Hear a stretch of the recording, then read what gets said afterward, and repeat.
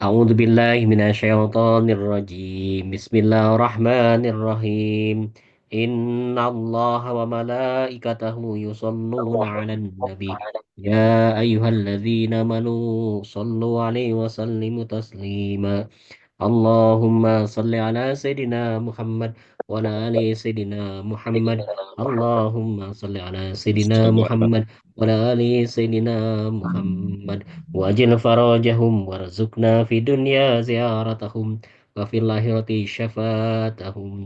Assalamualaikum ya Rasulullah. Assalamualaikum warahmatullahi wabarakatuh. Assalamualaikum warahmatullahi wabarakatuh. Insyaallah kita akan melanjutkan kembali kajian kita pada malam ini. Tetapi pada saat ini adalah momentum wiladah Imam Ali bin Abi Thalib karamallahu wajhah, dan kita akan sedikit mengambil percikan-percikan hikmah, termasuk juga nilai yang layak kita ambil, kita teladani, termasuk juga mengambil dimensi spiritualitas dari Imam Ali bin Abi Thalib karamallahu wajhah. Ustaz, apa kabar Ustaz? Alhamdulillah, Kang Ya San. Allah. Ustaz, kita sekarang masuk pertepatan langsung ya dengan hari wiladah Imam Ali ya. Masya Allah. Alhamdulillah. Insya Allah, Masya Allah, Ustaz.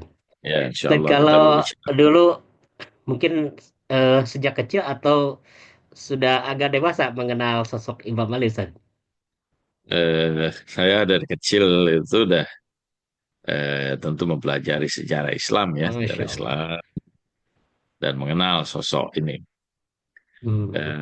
Sosok yang dulu kita kenalnya sebagai ahli pedang ya, Ahli yang pedang ya. pedangnya Masya Allah ya. dari langit dan pedangnya adalah pedang yang sangat Yang cabang dua spesifik itu ya. ya, sangat Betul. Betul. yang berbeda dari pedang-pedang yang pernah ada. Hmm. Pedang yang bermata dua yang digelari Betul. sebagai Zulfikar. Yang fikar itu ya. Masya Allah. Nah, Sebagai kesatria ya kita mengenal. Dulu juga memang eh, dikenalkan sebagai kesatria, Ustaz. Di kampung-kampung ya, tempat saya juga gitu. jadi Nah, tapi dari kecil dimensi, itu kita ya dimensi, banyak dimensi hikmah dan sebagainya kurang ya Ustaz ya. Gitu. ya, eh, Baik, kita akan ya, bacakan dulu ya. Ini yang dari Saris nih. Ustadz, apa sifat dan karakter yang khas yang layak menjadi teladan dari Imam Ali untuk kehidupan sehari-hari? Dan bagaimana cara agar generasi sekarang dapat meneladani Imam Ali? Wah, tinggi sekali. ya, Masya Allah. ya. Ada banyak sekali tentu saja. Tetapi saya ingin menyampaikan satu hal, satu Hmm. karakteristik yang Imam Ali sampaikan kepada kita semua, dan Hmm. itu adalah gambaran diri dari Imam Ali bin Abi Thalib. Dalam tanda tentang orang yang beriman, Imam Ali mengatakan bahwa eh, anal mu'min rahibun fil lail wasadun Hmm. fil nahar. Bahwa orang beriman itu, kata Imam Ali bin Abi Thalib, adalah rahib-rahib di malam hari dan singa-singa di siang hari. Ini dua karakteristik yang luar biasa yang kita dapati pada diri Imam Ali bin Abi Thalib. Di satu sisi dia seorang yang sangat sensitif dalam hubungan antara dirinya dengan Allah Subhanahu wa taala. Hmm. Malam-malam dihabiskan ibadah dan begitu luar biasa dalam penghambaannya, dalam tangisannya di hadapan Allah, dalam doa-doa dan munajatnya, dalam solat-solatnya, yang ketika dia dalam keadaan solat, maka tidak seorang pun kemudian dapat mengganggu dan membatalkan sholatnya. Begitu khusyuk dan luar biasa. Tapi pada saat yang sama, dia adalah singa-singa di siang hari. Asadun fin nahar. Bagaimana keperkasaan dirinya dalam medan perang. Dan perjuangannya. Tidak ada satu pun musuh yang berani berhadapan dengan dirinya. Bahkan dalam perang Khandaq, Amr bin Abdul Wud yang dikenal gagah perkasa sebagai pendekar dari Bani Quraisy yang tubuhnya bagaikan raksasa, tiga kali lebih besar dari tubuh Ali bin Abi Thalib, dan dililit dengan bebatuan yang luar biasa, yang tidak ada satupun yang pernah menang dalam berperang tanding dengannya, tapi jatuh lunglai di hadapan pedang Ali bin Abi Thalib. Ini menunjukkan pada kita bahwa dua karakteristik ini haruslah dimiliki Hmm. sebagai contoh. Mungkin kita tidak bisa sampai, jelas tidak bisa sampai pada kedudukan sebagaimana kedudukan Ali bin Abi Thalib. Tapi seorang mukmin harus memiliki dua karakteristik utama ini. Dia punya hubungan yang khusus dengan Allah Subhanahu wa taala, menangisi dosa-dosa kesalahannya, memohon ampunan seakan adalah dirinya adalah hamba yang paling jelek di hadapan Allah.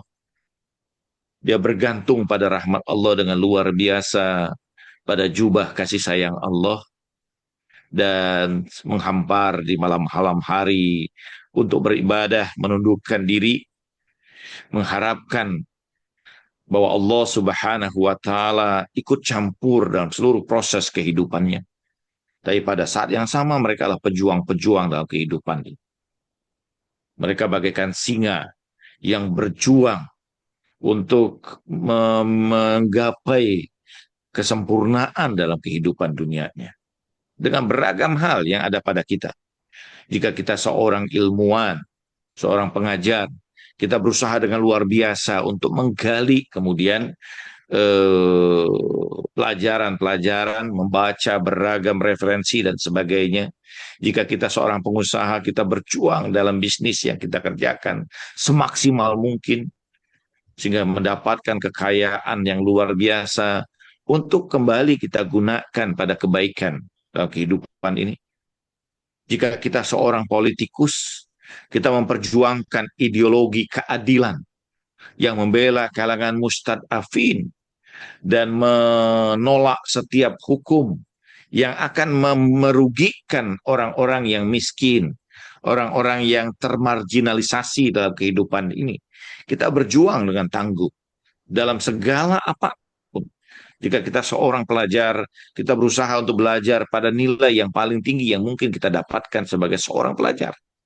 Ini kita menjadi seorang singa di siang hari, Hmm. pejuang-pejuang kehidupan yang luar biasa, memperjuangkan hak-hak saudara kita yang tertindas. Dan ini karakteristik yang bisa kita tiru. Jika kita seorang ibu, maka perjuangkanlah anak-anak kita untuk dapat menjadi bintang-bintang dalam kehidupan ini. Didiklah mereka semaksimal mungkin agar mereka menjadi pribadi-pribadi yang memiliki akhlak yang begitu utama Hmm. dalam ketinggian prestasi kehidupan di dunia. Pada saat yang sama, mereka adalah hamba-hamba yang paling rendah hati di antara manusia yang lain. Orang yang seperti ini tidak akan pernah bisa sampai pada kedudukan itu kecuali di tangan seorang ibu yang mendidik mereka dengan luar biasa. Ini perjuangan kita semua ya, dalam kehidupan ini. Baik, Ustaz. Kita masuk nih ke yang Aili itu. Apa pelajaran moral yang dapat dipetik dari kehidupan dan perjuangan Imam Ali? Mungkin terkait dengan apakah ada peristiwa-peristiwa yang bernilaikan moral yang relevan dengan kekinian mungkin ya Ustaz, dari Ya, Imam Ali itu. eh, ya kita tahu bahwa ada banyak sekali tentu saja mutiara-mutiara yang kita dapatkan dari Imam Ali. Hmm. Kalau kita ingin lebih jauh, maka berikanlah waktu untuk membaca kitab Nahjul Balaghah. Oh, Di ya. sana terdapat mutiara-mutiara hikmah yang begitu luar biasa, begitu agungnya, pelajaran-pelajaran yang begitu dahsyat, yang luar biasa. Jadi hendaklah kita kalau ingin belajar tentang apa yang disampaikan oleh Imam Ali, kita belajar dari Nahjul Balaghah. Dan ada syarahnya juga ya Nahjul Balaghah ini. Jadi ada apa penjelasan-penjelasan tentang apa yang ada di Nahjul Balaghah. Jadi kalau kita ingin menggali lebih jauh tentang Imam Ali bin Abi Thalib, kita dapat kemudian mempelajari Nahjul Balaghah. Atau juga sudah ada, kalau saya tidak salah ada 21 jilid tentang Mausu'ah ya, ensiklopedia tentang Ali bin Abi Thalib. Tapi apa yang paling mendasar dari semua itu, keadilan. keadilan ya. Karena itu George Jordak, seperti yang saya sudah sebutkan di awal, seorang filosof, seorang penulis yang menuliskan dalam satu buku yang sangat luar biasa, Sautul Adalah, Sounds of Justice. Hmm. Jadi suara keadilan. Dan Mizan sudah menerjemahkan itu ya. Walaupun tentu penerjemahan itu bahasa yang ada di situ masih perlu kemudian kita perbaiki kembali, tapi Hmm. itu sudah cukup untuk kemudian kita memahami satu bagian dari sisi Ali bin Abi Thalib. Jadi kalau kita ingin apa yang paling mendasar yang kita dapatkan dari Ali bin Abi Thalib, tidak lain adalah keadilan. Karena Keadilan. itu karena keadilan dia dimusuhi, karena keadilan juga sedikit orang yang kemudian ada di sekitarnya, tetapi demi menegakkan keadilan, dia korbankan seluruh kehidupannya. Hmm. Masya Allah. Baik Ustaz, kita masuk ke Prasetyo Arifudin. Ini ada dua yang mesti nyambung nih. Eh, Beliau dari Surabaya nih. Surabaya hadir izin bertanya. Dari sekian banyaknya pemikir dan para filsuf besar dunia, apakah sabda-sabda Imam Ali bisa menjawab para filsuf-filsuf yang ada Sokrates dan sebagainya? Misalnya, apakah keberadaan Tuhan itu ada? Jika ada, apa buktinya? Ini yang sering saya dengar. Kalau nggak salah juga Iya, itu ya, Murtada Murtada membuat satu ulasan tentang Nazm Balago yang terkait dengan ketuhanan itu saja, tema-tema iya. pokok itu ya. Ada Itu. ya Azan. syarah Najib Balagha dari Batam Tahari. Ya. Ada juga syarah yang sangat luar biasa dari seorang filosof yang sangat luar biasa dari Taki Ja'fari. Ya. Oh ya. Jadi Ayatullah Taki Ja'fari ini menulis syarah. Sayangnya syarah ini belum diterjemahkan ke dalam Oh. bahasa kita, ya. Tapi syarah itu syarah filosofis. Oh, Jadi terkait dengan filsafat satu-satunya itu ya. syarah yang filosofis, ya. Ada Masya Allah. lagi syarah yang apa namanya syarah yang irfani itu Ibnu Maisam, ya. Nuisa, Ada Masya satu Allah. ya Ibnu Maisam, dan ada satu lagi syarah irfani itu Tanah Balagha. Tapi yang filosofis itu ditulis oleh Taqi Misbayasti. Dan Hmm. banyak persoalan-persoalan dalam filsafat itu yang menggunakan kemudian dasar-dasar dari apa yang disampaikan oleh Imam Ali bin Abi Thalib, yang itu menjadi dasar dalam hikmah muta'aliyah yang merupakan filsafat yang dikembangkan oleh eh, Mullah Sadra, Muhammad Sadruddin Ibrahim Al-Qawami Asy-Syirazi atau Mullah Sadra. Di antara hal yang mendasar sekali, sangat luar biasa, bagaimana dia menjelaskan tentang bahwa keberadaan Allah itu, dia Imam Ali menyebutkan satu pernyataan yang menurut saya sangat dahsyat. Hmm. Wa ghaibatun fi syiddati zuhuri. Dia tersembunyi karena kebenerangan hakikat dirinya. Jadi ini pernyataan yang luar biasa bahwa pada hakikatnya Allah tidak dipahami, tidak diketahui, tidak tersaksikan kehadirannya, karena kehadirannya itu begitu benderang dan sangat jelasnya. Sebagaimana kita tidak lagi menyaksikan cahaya matahari, karena cahaya itu sudah demikian benderangnya di hadapan kita. Jadi ini luar biasa, ya. Dan banyak sekali ulasan-ulasan yang ditulis berdasarkan kemudian pernyataan atau tuntunan-tuntunan yang disampaikan oleh Amirul Mukminin Ali bin Abi Thalib alaihissalam. Kita dapati kalau kita ingin lebih jauh, kita bisa pelajari pada kitab Al-Hikmah Muta'aliyah fil Al-Asfar Al-Aqliyah Al-Arba'ah yang ditulis 9 jilid oleh Muhammad Ibrahim Al-Qawami Asy-Syirazi yang dikenal dengan Allah Sadra. Ya, baik, Ustaz. Eh, ini mungkin barangkali kita perlu sedikit untuk di elaborasi Ustaz terkait dengan eh, penyebutan pada Imam Ali itu alaihissalam, kemudian juga ada karamallah wajah ya gitu.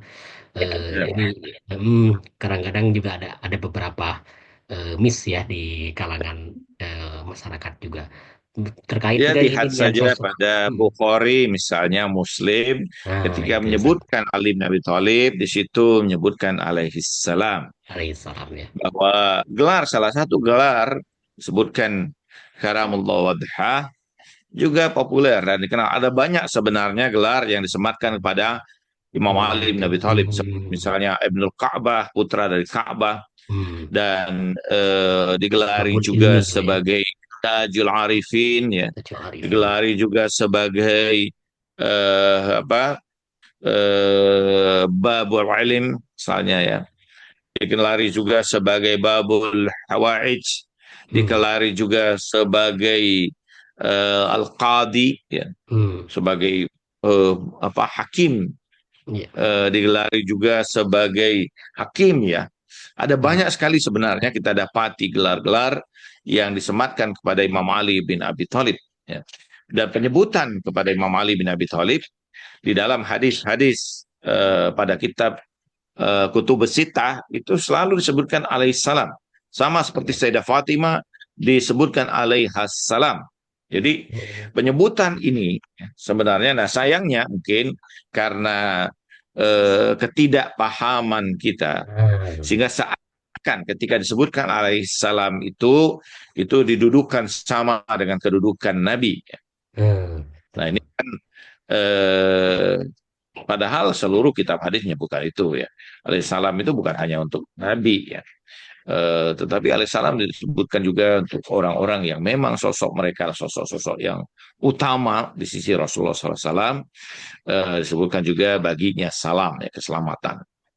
Dan walaupun sebagian juga disebutkan radhiyallahu ans ya, Allah meridhai mereka. Tapi Imam Ali disebutkan alaihissalam. Dan karamullah wajah juga dalam riwayat disebutkan karena Imam Ali tidak pernah sekalipun wajahnya itu dihadapkan kepada asnamul Quraisy ya, berhala-berhala Hmm. Quraisy. Gitu. Insya Allah luar Dan biasa. dalam riwayat disebutkan, Anda bisa temukan riwayat itu pada kitab Ya Nabiul Mawaddah. Jadi ketika setelah lama sekian lama berperang, ada banyak kemudian anak-anak yang lahir ya. Dan ketika kembali sebagian kemudian menuduh ya dengan tuduhan bahwa anak itu bukan anak yang suci, anak yang bersih. Hmm.